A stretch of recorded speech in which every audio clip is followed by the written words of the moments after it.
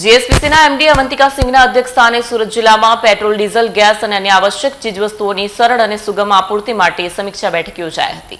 સુરત જિલ્લામાં petrol, diesel, gas અને અન્ય આવશ્યક ચીજવસ્તુઓનો જથ્થો સરળતાથી ઉપલબ્ધ બને અને વિતરણ વ્યવસ્થા અબાધિત અને સુગમ બને તે માટે ગુજરાત સ્ટેટ પેટ્રોલિયમ કોર્પોરેશન લિમિટેડના એમડી અવંતિકા સિંઘના અધ્યક્ષસ્થાને સુરત જિલ્લા સેવા સદન ખાતે સમીક્ષા બેઠક યોજાઈ। બેઠકમાં અવંતિકા સિંઘે જણાવ્યું કે સમગ્ર રાજ્યમાં હાલ ગેસ, પેટ્રોલ, ડીઝલ, ફર્ટિલાઇઝર સહિતની આવશ્યક ચીજવસ્તુઓનો પૂરતો જથ્થો ઉપલબ્ધ છે। ભવિષ્યમાં પણ આ સપ્લાય પૂરતી માત્રામાં મળી રહે તે અંગેની વ્યવસ્થા સુનિશ્ચિત કરી છે।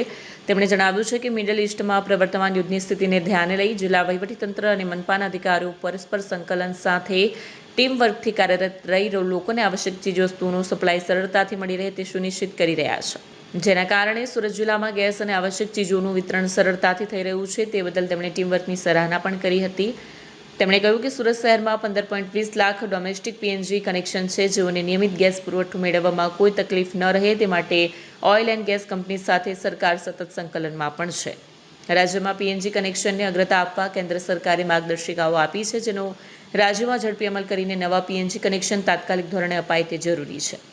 સુરત શહેર જિલ્લામાં શાળા, કોલેજો, હોસ્પિટલો, વૃદ્ધાશ્રમ, અનાથાશ્રમ, ડેરી ઉદ્યોગ, રેલવે કેન્ટીન, હોટલ, રેસ્ટોરન્ટ્સ, ધાર્મિક સંસ્થાઓ, ઇન્ડસ્ટ્રીયલ કોર્પોરેટ કેન્ટીનો વગેરેમાં કોમર્શિયલ પીએનજીની કુલ 1805 અરજીઓ, 39 હોસ્પિટલો, 16 રેલવે કેન્ટીનોની અરજીઓ મંજૂર કરવામાં આવી છે, જે પૈકી વિવિધ ઔદ્યોગિક એકમોના વપરાશ તથા તેમાં આવેલ કેન્ટીન મેસમાં કંપની કામદારો માટે ભોજન બનાવવા તેઓની જરૂરિયાત મુજબ ગેસ સિલિન્ડર આપવામાં આવી રહ્યા છે।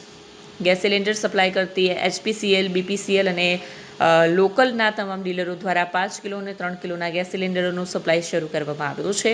બેઠકમાં જિલ્લા collector doctor Saurabh Parki, municipal commissioner M Nagarajan, નિવાસી અધિક collector Vijay Rabari, municipal deputy commissioner Dinesh Gurav, સંયુક્ત માહિતી અધિકારી દર્શન શાહ, ઓઇલ અને ગેસ વિતરક કંપનીઓના પ્રતિનિધિઓ સહિત વિવિધ વિભાગોના અધિકારીઓ ઉપસ્થિત રહ્યા હતા।